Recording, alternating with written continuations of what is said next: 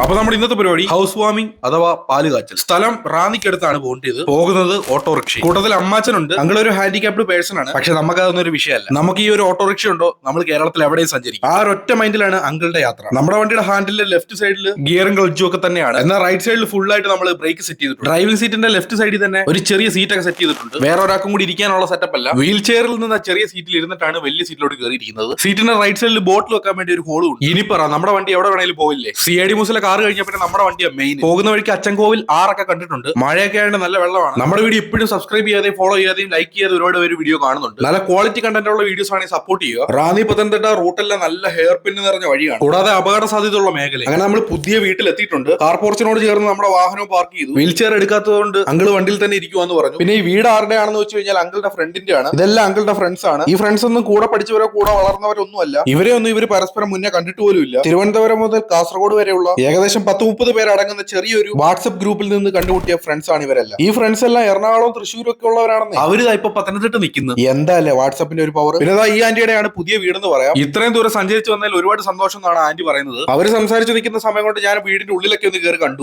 എന്താ അല്ല സെറ്റപ്പ്. ഹോളിനുള്ളിൽ ചെറിയൊരു കുളമൊക്കെ ഉണ്ടെന്ന്. ഒരുവിധം എല്ലാ ഫെസിലിറ്റീസും ഉള്ള നല്ലൊരു കിടിലം വീടെന്ന് തന്നെ പറയാം. വീടെല്ലാം ഫുള്ള് കണ്ടു കഴിഞ്ഞപ്പോൾ തന്നെ ഭക്ഷണത്തിന് സമയമായിട്ടുണ്ട്. അങ്കിളിന് കൈയൊക്കെ കഴുകാൻ വെള്ളമൊക്കെ കൊടുത്ത് അവിടുത്തെ ആന്റി ഭക്ഷണമൊക്കെ നമുക്ക് അടുത്ത് തന്നെ കൊടുത്തു തന്നിട്ടുണ്ടായിരുന്നു. നല്ല പുലാവ്, കോഴിക്കറി, സാലഡ്, ഈന്തപ്പഴച്ചാറ്, പപ്പടം. നമ്മൾ കൊല്ലം പത്തനംതിട്ടക്കാരുടെ പ്രധാന ഫംഗ്ഷൻ ആഹാരമാണിത്. ഫുഡ് കിടിലം തന്നെയായിരുന്നു. അത് കഴിഞ്ഞ് ഒരു ഐസ്ക്രീം അകത്താക്കിയിട്ടുണ്ട്. പിന്നെ ഇവർ ഫ്രണ്ട്സ് എല്ലാവർക്കും കൂടെ ചേർന്ന് ഒരു ഫോട്ടോ എടുക്കണമെന്നൊക്കെ ആഗ്രഹമുണ്ട്. അതിനുള്ള സെറ്റപ്പിന് വേണ്ടി വീടിന്റെ ഫ്രണ്ടിലോട്ട് തന്നെ നമ്മുടെ വണ്ടി നീക്കിയിട്ടുണ്ട് നമ്മൾ തന്നെ. പിന്നെ ഈ ചുമന്ന ഷർട്ടിട്ട ആളാണ് എറണാകുളംകാരൻ ആന്റണി അങ്കിൾ. ആ ലുക്ക് ഒന്ന് നോക്കും, മമ്മൂട്ടി വരെ മാറി നിൽക്കും. എന്താ ചിരിയല്ലേ. ഇതാണ് നമ്മുടെ ക്യാമറമാൻ. മൂപ്പര് പറയുന്നതിലൂട്ടാണ് എല്ലാ പരിപാടിയും ഇവിടെ നടക്കുന്നത്. ഇത്രയും പേരെ ഒരു ഫ്രെയിമിൽ കിട്ടണ്ടേ, അതിനുള്ള തന്ത്രപ്പാടിലാണ് മൂപ്പര്. കൂടെ പഠിച്ചവരോ കൂടെ വളർന്നവരോ മാത്രമല്ല ഫ്രണ്ട്സ്, ഇങ്ങനെ കുറെ ഫ്രണ്ട്സ് ഉണ്ടെന്ന് നിങ്ങൾ മനസ്സിലാക്കിക്കോ. എന്തായാലും സന്തോഷത്തോടെ അവിടുന്ന് ബൈ പറഞ്ഞ് നമ്മൾ ഇറങ്ങിയിട്ടുണ്ട്. ഭക്ഷണം കഴിച്ചില്ല, എന്നാ പിന്നെ കുറച്ച് മ്യൂസിക് കേൾക്കാം.